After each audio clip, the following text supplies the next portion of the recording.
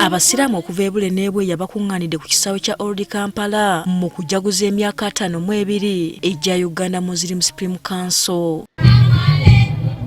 Omukolo gutandise n'amataali ko n'emizannyo egy'enjawulo egikwata ku byafaayo by'obusiraamu.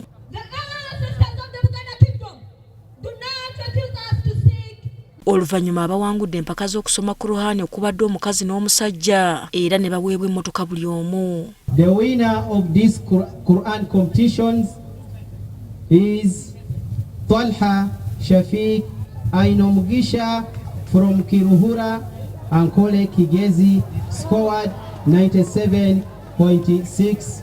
Allahu Akbar, Allahu Akbar, Allahu Akbar.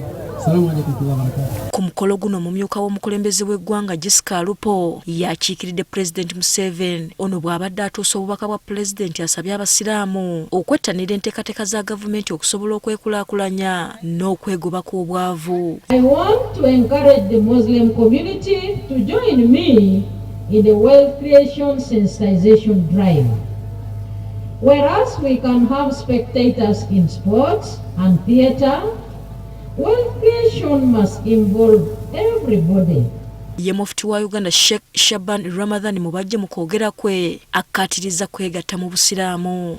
Muslims in Uganda are united because they are all under Uganda Muslim Council except a few. We request those who are able to support us, please support the unity of Muslims and the development of the Muslim Ummah. Mubajja Asimi yaliko omukulembeze w'eggwanga naddala Idi Amin Dada n'owa Libya Col Mwama Gadafi olw'ebyo bye baakolera obusiraamu mu Uganda.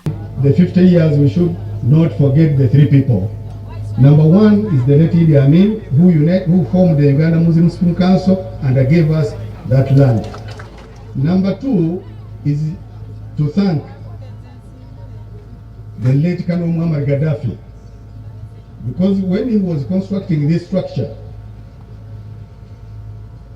the media asked him, the engineer the supervisor, Dr.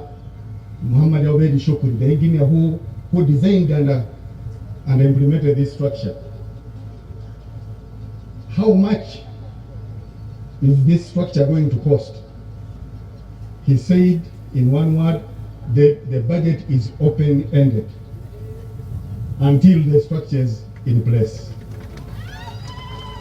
Uganda Muslim Supreme Council yatandikawo mu mwaka gwa 1979 eyali pulezidenti w'eggwanga mu biseera ebyo Idi Amin Dada.